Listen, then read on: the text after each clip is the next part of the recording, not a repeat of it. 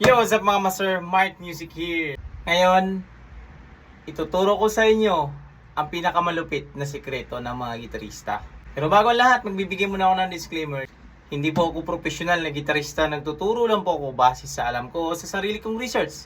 Experience, nasa sa inyo na yan kung susundin nyo to o hindi ang may tinuturo ko. Let's go! Nakaraan lang ito, nagba-viral ito yung tinuro ko about sa bilog. Yung 12 na nota na umiikot-ikot lang. Baga kung saan ka mag-start, sa A tayo mag-start, mag-i-end pa rin tayo. Kung babalik tayo sa A. Start sa C, babalik ka pa rin sa C kasi umiikot lang ang nota. Tandaan nyo, pag pa-sharp or pa-abante dito sa ating neck, yan. Galing dito, example sa first fret natin. Papunta dito yan hanggang sa dulo ng ating frets. Yan ang tinatawag kong paabante. Kumbaga, lahat ng nota paangat. Yan. Sa bilog na yan, naka-clockwise tayo. At pag paatras naman, ang ibig sabihin dyan is galing ka dito, kumbaga sa high frets, paatras ka. Yan. Pag titignan mo dyan sa ating bilog, is counterclockwise naman. Tandaan itong mabuti mga master. Pag paabante ka, ang gagamitin mo is sharp. Pag paatras is flat. For example, pag nasa A tayo mag-start, ito yung gagawin natin. A, A sharp, B, C, C sharp, D, D sharp, E, F, F sharp, G, G sharp, then balik tayo sa A. Pag gawin naman nating flat yan, is counterclockwise ganito.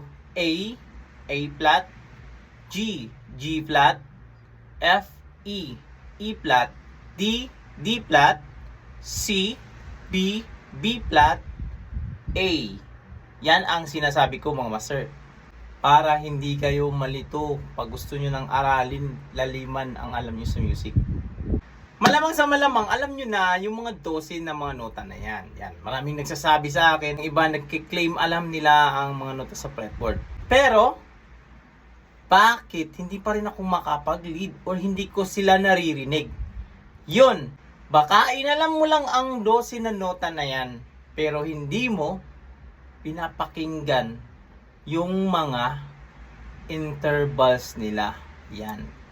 Ito yung ating topic ngayon mga master.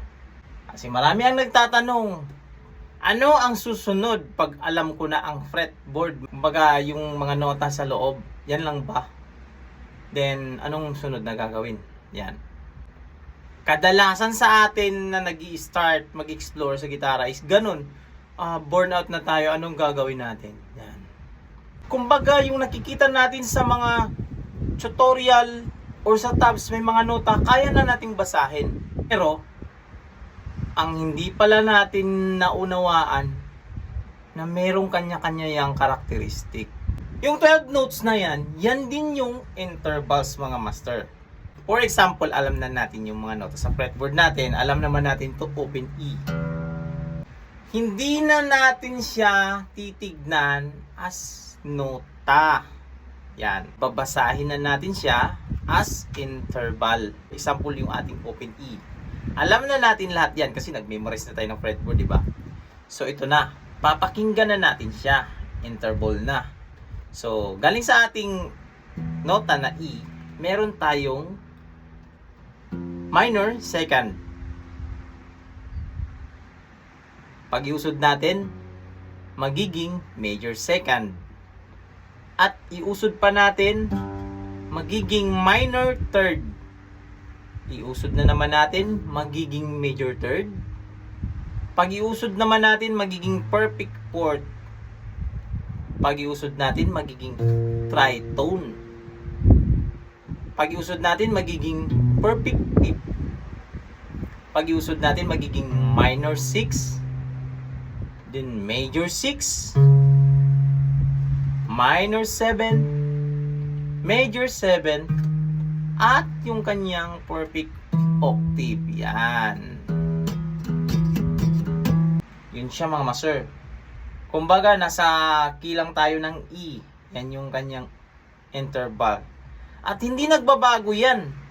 Halimbawa, pag nasa G tayo mag-start. G. So yung kanyang minor second is yung susunod sa kanya. minor second, major second, minor third, major third, perfect fourth, tritone, perfect fifth, minor 6, major 6, minor 7, major 7, at kanyang perfect octave. Yan. Hindi magbabago yung tinatawag na interval. Yun talaga yun. Halimbawa, pag galing tayo sa G, pag note yung titignan natin, G, G sharp, A sharp, B, ganon. Yun naman din talaga ang pangalan nila. Pero siyempre, hindi na natin yun gagawin kasi alam na natin sila eh. Kumbaga, inaral na natin sila, na-identify na natin yung mga nota nila. Ang kulang lang sa atin is hindi natin sila pinapakinggan.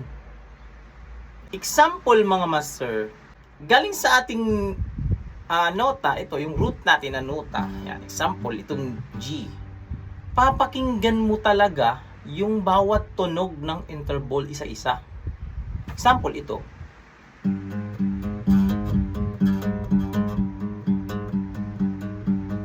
Tawag nito is interval ng ating minor second. Yan. Nakakarinig tayo, di ba, ng mga ganitong mga sounds, yung parang suspense. Pag makarinig tayo ng ganyan, automatic, interval yan ng ating minor second. Kasi malapit sila, oh. Tandaan na, yung galing sa ating nota, interval ng minor second. Sa mga suspense, intro ng sandalan. Kanina pa kitang pinagmamasdan. Diba? Susunod sa ating minor second, meron tayong major second. Dito. Yan. Pamilyar yan. Kahit saan na nota. Or kahit saan ka dyan mag-start. Yan.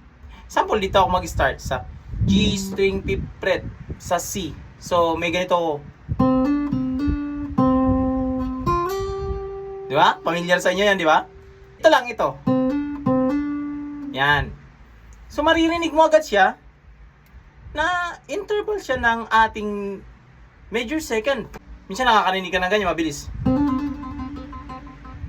Interval ng ating major second. Yan siya mga master. Cool ka lang, bakit ganun? Yan, alam mo na yan mga master. Ngayon, ang susunod na interval is meron tayong minor third. Yan, so, sa G pa rin tayo. So, example, dito natin gagawin yan. Yan, yung tunog na yan, papakinggan nyo yan. Galing sa ating root, then third. Yan. Oh, may katunog na agad, di ba? Yung yung sa mga pan-Chinese na tunog. Tang tang tang tang tang tang tang. Yeah? Yan. Interval ng minor third. Ta-ta, ta-ta, ta-ta, ta-ta. Yan. I-familiarize mo yung tunog na yan. Na pag makarinig ka ng ganyan, ay interval pala yan ng minor third. At yung susunod natin, yung interval ng ating major third. Yan, ito. Yan, medyo mataas yung kanyang hakbang. Yan. Yan. Pag makarinig ka ng ganyan, yan, interval ng major third. Yan. Naririnig natin yung interval na yan sa intro na. Yan, di ba? Pamilyar rin sa inyo. Yan. So, may part na naririnig natin yung interval ng major third. Ito, yan o. Galing ako sa ito na nota na to, papunta dito is, yung jump niya is major third.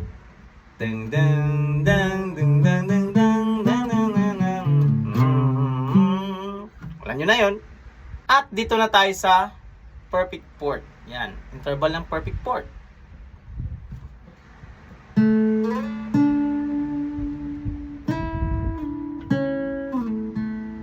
Familiar din yan sa inyo, di ba?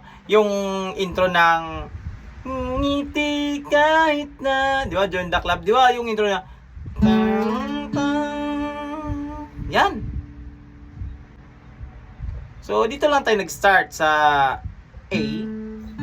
Pero itong jump na to, kinggan nyo. Yan. Yan. Pag makarinig kayo ng ganyan, is interval yan ng ating fourth. Perfect fourth. Minor second, major second, minor third, major third, perfect fourth. Yan.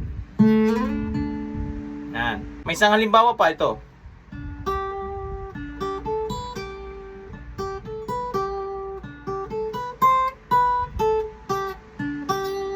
Yan.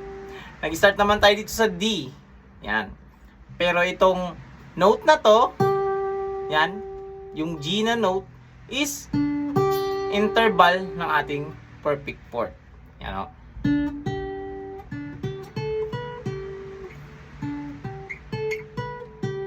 Yan, itong jump na to. Pwede rin ito.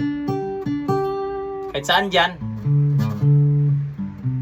Yan. Ngayon, dito na tayo sa interval ng tritone. Halimbawa, galing tayo dito sa ating G. Yung kanyang tritone is yung ating C sharp. Ito.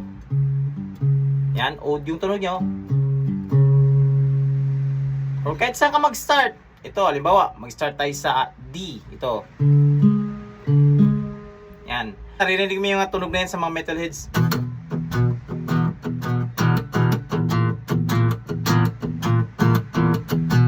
Yan. Kaya nito, magpa-power chords ako. Yan. D power chord. Yan. Pag ilalagay ko dito, maririnig mo yan. Odd na tunog. Yan. Tunog,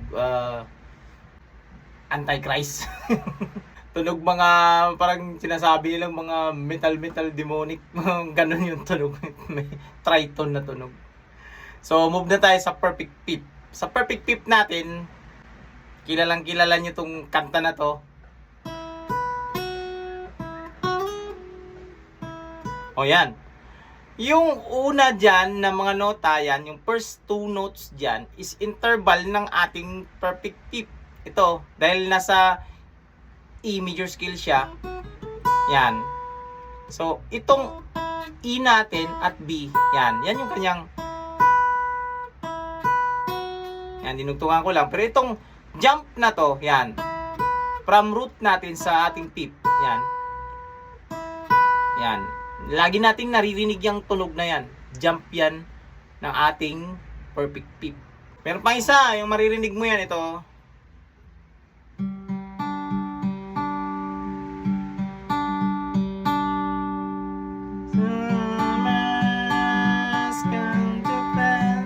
Yan. Itong tunog na to, open G, ito. Tapos D. Kasi sa scale ng G major scale is, yung pang number 5 niya is D. G, A, B, C, D. Yan. Ito yung kanyang fifth. Kaya, naririnig mo yan. Interval ng ating perfect fifth. Summers come to pass and a set can never last. Kaway-kaway dyan sa mga batang 90s. Ngayon, dito na tayo sa ating minor 6. Yan, ito. Nasa G pa rin tayo. Take note, nasa G tayo. Yan. Or kahit saang nota, ito C. Kumbaga sa G, meron siyang minor 6 na D sharp. Pag sa C, meron siyang minor 6 na G sharp. Yan. Papakinggan din natin yung tunog na yan. Itong yan. Sa kantang Tuliro, yung chorus. Ano nga darama nakita ka sa aking tabi, pero Di malaman ang gagawin. Yan, ito. Yan, ito. Open G at D sharp or kanyang minor 6. Meron din yan sa ating kaninang example. Cool ka lang, cool ka lang. Yan, diba? Nag-sharp yung ating 5 or nag-minor 6. Pag nakarinig kayo ng ganun, interval yan ng minor 6. At dito na tayo sa ating major 6. Yung major 6 natin yan, ito yung jump niya.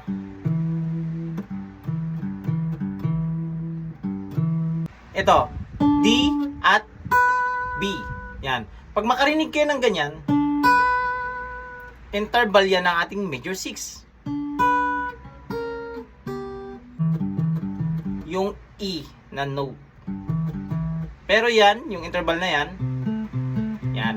Pero pag pinapakinggan nyo yan lagi, maririnig nyo yan na pag makarinig kayo ng mga guitar solo, di ba, may ganito. Yan. Ito hindi na to. Ito lang yung part na to. Yan. Mapapakinggan mo na agad siya. Kaya makukuha mo siya kahit hindi dito na string. Pwede mong kunin. Yan. Kasi same lang naman. Yun. Magkakaroon ka na ng idea paano mag-solo.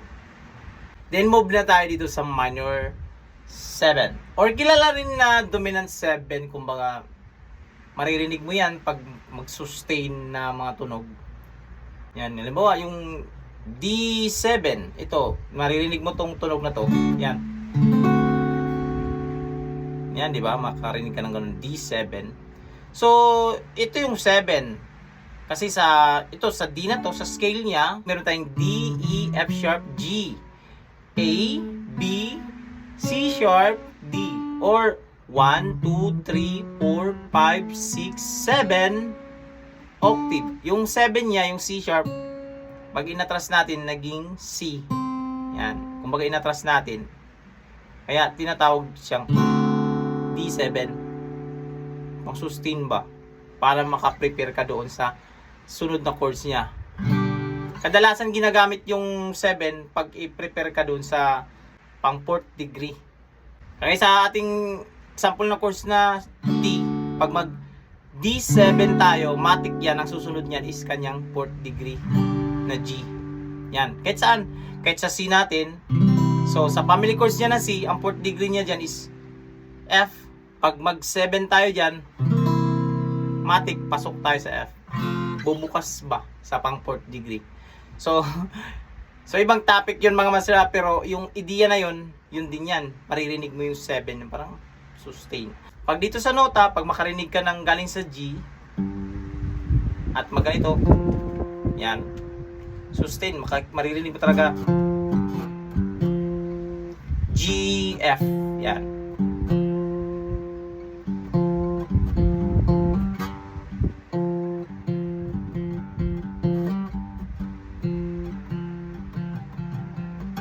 Yan. Comment nga dyan kung anong title nito. Maririnig mo yung tunog na to.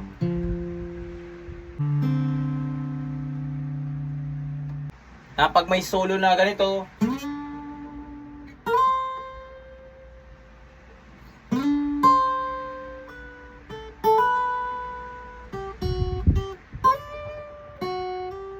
yan. Nag-start ako sa nota na to. Yan. Kumbaga, sa D, nilagay ko sa C.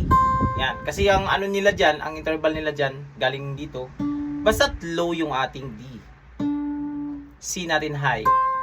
Which is siya yung minor 7. At dito na tayo sa panghuli yung major 7. Kumbaga sa G natin, yung ating 7 dyan is ito, F sharp. Yan. Isasanay lang natin.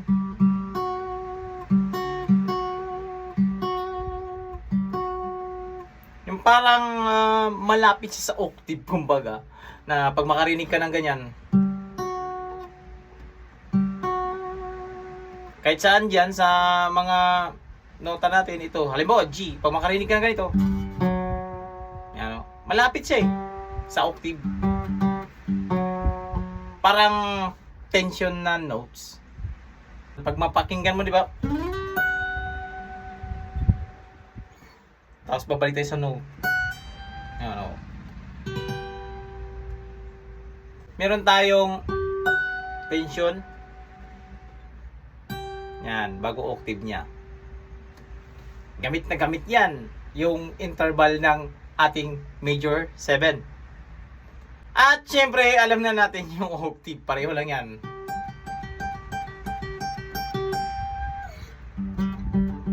Sa isipan ko, ikaw ang siyang gulo. Yan. Madali na lang i-identify yung octave. Kasi isang nota lang din yun. High at low. At yung mga interval na yan mga master, yan din yung sinasabi sa mga tutorial na yung ating major scale, merong interval na root, major second, major third, perfect fourth, perfect fifth, major sixth, major 7, perfect octave. Yan. Kumbaga, yung tinuro din na yung mga half step, ganun. Intervals yan siya. Pag minor scale naman, ang nangyari sa interval is ganito. Galing sa ating root note, meron tayong major second, minor third, perfect fourth, perfect fifth, minor 6, minor 7, at kanyang perfect octave. Kahit saan yan, yan yung formula niya. Yan yung mga tinitignan na mga interval. Kasi gamit yan sa scale. Yung mga intervals na yan is nauulit lang. Halimbawa, ito yung ating E. Galing sa open, interval niya yung 12 fret. Pag iusod natin sa F, uusod din yan dito, yung interval yan. Yung ganun, parang ganun siya. Yan, sukat. Nakasukat. Hindi nauulit. Kaya, kahit saan ka mag-start dyan, yan, sa paikot na yan, ulitin ko, hindi ka malilito. Umulit lang din yung mga nota. At yung binigkas ko na scramble, ibig kong sabihin dyan, is hindi sila mag-re-shuffle ng nota. Na example, yung A, susundan niya ng C. Hindi pwede. Na pagdating mo ng C, susundan ng F. Hindi talaga pwede. Parang alphabet yan eh. Naka-alphabetical order talaga yan. Kung talaga siya tinitignan natin. Pag A, meron tayong A sharp, B, C, C sharp, D, D sharp, E, F, F sharp, G, G sharp, then babalik na tayo sa kanyang octave. Kaya, ang bilog na yan, hindi yan nag-scrabble. Yan. Yung pagkabigkas ko is scrabble. Yan ay nauulit lamang lahat ng mga nota. At ito ang sagot or ito yung solusyon para maririnig na natin sila. Hindi lang natin sila alam na ito yung kanilang nota, hindi. Naririnig natin sila. Dahil ito yung ating mga intervals. So hanggang dito lang sa video natin mga master. So sana huwag itong kalimutang i-share sa mga kilala nyo, kaibigan nyo, kamag-anak nyo na mahilig sa gitara. Hanggang dito lang. This is Mark Music. God bless you all. Peace out.